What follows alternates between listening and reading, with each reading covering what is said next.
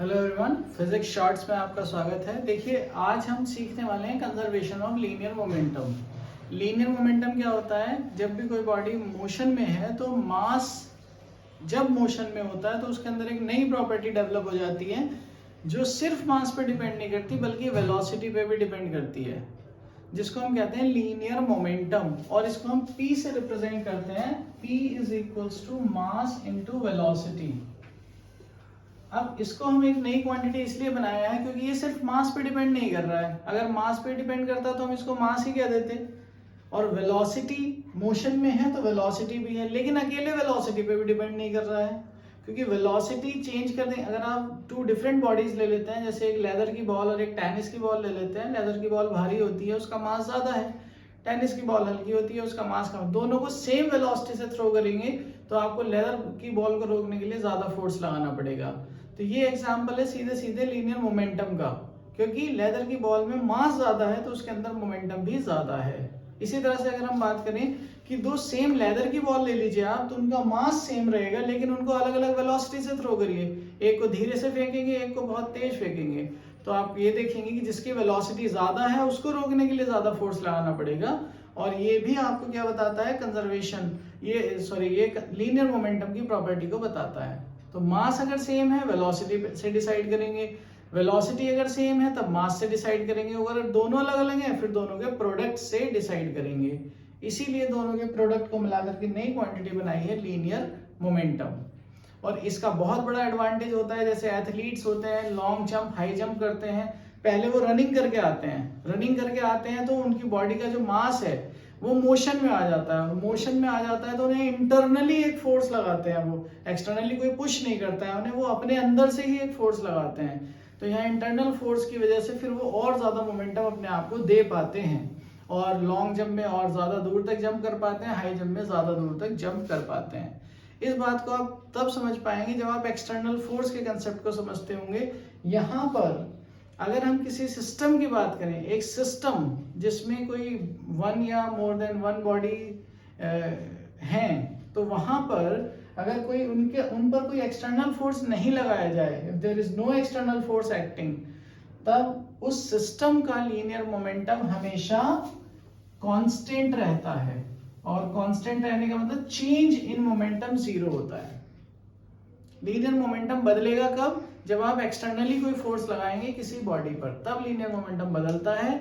अगर कोई external force नहीं लग रहा है तब कोई लीनियर मोमेंटम में चेंज नहीं आता। और इसके बहुत सारे एग्जांपल्स हमें देखने को मिलते हैं। जैसे कि एक एग्जांपल होता है कि कोई एक बॉम्ब कहीं पे रख दिया है और वो रेस्ट में रखा हुआ है इनिशियली, कुछ टाइम के बाद वो स्प्लिट हो जाता है, एक्सप्लोड हो जाता है। तो एक्सप्लोजन के बाद अगर उसके टू इक्वल पार्ट्स हो जाते हैं तो दोनों पार्ट्स को अपोजिट डायरेक्शन में जाना श्योर होगा। जैसे ये एक बॉम्ब यहाँ कहीं रखा है, इनिशियली ये रेस्ट में है, इनिशियल वेलोसिटी जीरो है, तो इसका इनिशियल मोमेंटम भी जीरो है। जब ये स्प्लिट होगा और टू इक्वल पार्ट्स में, तो मासेस दोनों के सेम रहेंगे। एक की वेलोसिटी इधर को जाएगी, दूसरे को इधर को जाना ही पड़ेगा, जिससे कि ये वाला प्लस में अगर मान लीजिए m/2 v होगा, तब ये माइनस का m/2 v हो जाएगा, जिससे कि ओवरऑल मोमेंटम जीरो ही रहे जैसा कि पहले था, क्योंकि एक्सटर्नली किसी ने उठा के नहीं फेंका है, अपने आप ये फट गया है bomb. This is the concept of conservation of linear momentum. बाकी हम डिटेल वीडियो में बात करेंगे। अभी इसके लिए हमारे पास एक एग्जांपल यहाँ पर और डेमोस्ट्रेट करने के लिए लाए हैं। जैसे क्वेश्चन बड़े कॉम्पिटिटिव एग्जाम्स में आते भी हैं कि एक ट्रक है और उसके ऊपर एक लगेज रखा हुआ है। ट्रक अगर फॉरवर्ड डायरेक्शन में मूव करता है और तो फिर आपको बताना होता है लगेज कितनी डिस्टेंस मूव कर जाएगा, कुछ वेलोसिटी दे देंगे, डिस्टेंस और वो लेंथ दे देंगे कंपार्टमेंट की। इस तरह के क्वेश्चंस हैं, उन्हीं पर बेस्ड एक एग्जांपल आपके सामने लेकर आए हैं। तो यहाँ देखिए और समझिए किस तरह से लीनियर मोमेंटम का कंजर्वेशन वर्क करता है in the absence of external force. ये इंपॉर्टेंट है, समझ लेते हैं। देखिए ये हमारा सेटअप है कंजर्वेशन ऑफ लीनियर मोमेंटम के लिए। यहाँ एक ऑब्जेक्ट है जो टेबल है और दूसरा ये ऑब्जेक्ट है जो चरखी है। अब हमने क्या किया, ये दोनों अभी एक रेस्ट के सिस्टम में है, दोनों पूरा एक मिलाकर के एक सिस्टम हो गए, एक सिस्टम जिसमें टू बॉडीज हैं, वन एंड दिस टू। अभी इनके बीच में जो भी फोर्सेस है वो इंटरनल फोर्सेस हैं। ये इसका अपना वेट है जो टेबल के ऊपर एक्ट कर रहा है, और टेबल से रिएक्शन फोर्स एक्ट कर रहा है इसके ऊपर। लेकिन कोई एक्सटर्नली हम फोर्स इस पर, सिस्टम पर, इस वाले पर नहीं लगाएंगे। न्यूटन सर का फर्स्ट लॉ ये कहता है जब तक एक्सटर्नल फोर्स नहीं लगाएंगे तो बॉडी चेंज नहीं होगी। हम फोर्स लगाएंगे इस टेबल पर, तो ये वाली टेबल मूव करनी चाहिए और इसको अपनी जगह पर रेस्ट में रहना चाहिए।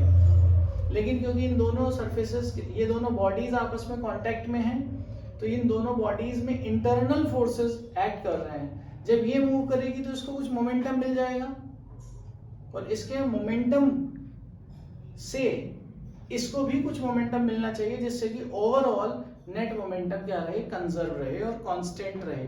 तो यहाँ आप देखिए, हम इसको फॉरवर्ड डायरेक्शन में भेज रहे हैं, तो आप ये देख सकते हैं इसका मूवमेंट बैकवर्ड हुआ। बैकवर्ड क्यों हुआ? क्योंकि हमने इसको टेबल को मोमेंटम दिया फॉरवर्ड डायरेक्शन में, तो ये चरखी को बैकवर्ड फोर्स, इंटरनली इसके अंदर मोमेंटम अपने आप जनरेट हो गया अपोजिट डायरेक्शन में, और नेट मोमेंटम पूरे सिस्टम का 0 है। This is the one example of conservation of linear momentum.